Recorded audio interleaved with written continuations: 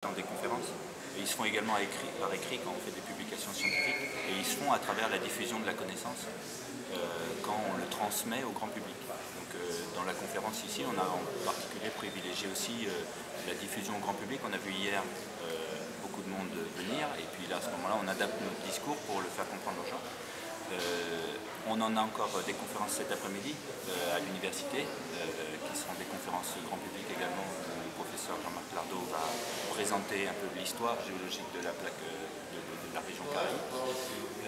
Et puis ça passe aussi par la formation des jeunes, qu'on le fasse, il y a de la géologie à l'école, au lycée, au collège, il y a de la géologie aussi à l'université, même à l'UAG, on a aussi des formations pour former les futurs géologues qui travailleront dans ces domaines. Alors justement, est-ce que c'est un secteur où il y a besoin de susciter des vocations ou est-ce que c'est un secteur qui vit un peu tout seul, où on va... C'est un métier assez passion, la géologie, donc c'est vrai que M. Lardot a montré combien les géosciences étaient proches des problèmes sociétaux et environnementaux. Et c'est vrai que depuis quelques années maintenant, les problèmes environnementaux sont de plus en plus pris en compte par la société civile. Et donc le géologue a un rôle qui est devenu très important dans cet environnement. Ça crée des emplois. Il y a des emplois en géologie, au point que dans des rapports qui ont été faits, c'était un petit peu avant la dernière crise, mais il montrait que les Français recrutent, les entreprises de géosciences françaises recrutent des géologues à l'étranger parce qu'on n'en forme pas assez. Ah, donc on manque de géologues en France. Donc on en forme à l'UAG depuis le bac jusqu'au doctorat, puisque Mme Bengoubou a une thèse de l'Université des Antilles et de la Guyane. Ah, vous avez fait votre formation ici? Pas toute la formation, mais... Enfin, je ne vais pas raconter mon cursus. Mais pour la thèse, oui, j'ai eu la chance de pouvoir la faire.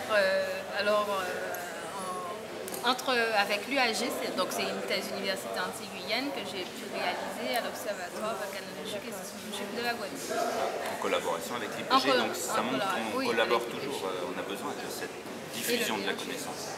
Et le BHM. D'accord, donc malgré tout ce que vous avez évoqué, là, les questions environnementales, l'intérêt qu'on pourrait trouver à devenir un jour géologue, il n'y a pas encore assez de vocation parmi les jeunes. Et vous pensez qu'ils ne perçoivent pas encore cet aspect? Le géologue n'est pas forcément, là on est tous chercheurs, mais le géologue on n'est pas forcément tous enfermés dans des bureaux à chercher.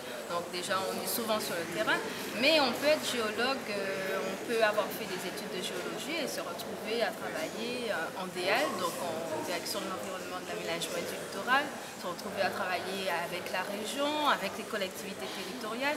On n'est pas tous obligés de travailler. Je sens qu'il y a un petit problème d'image, c'est ça? Non, mais c'est-à-dire qu'à la base c'est une passion. On aime les sciences. Ensuite, on essaie de se spécialiser dans une des géosciences. Donc, ça peut être la géochimie, ça peut être la sismologie, ça peut être la paléontologie.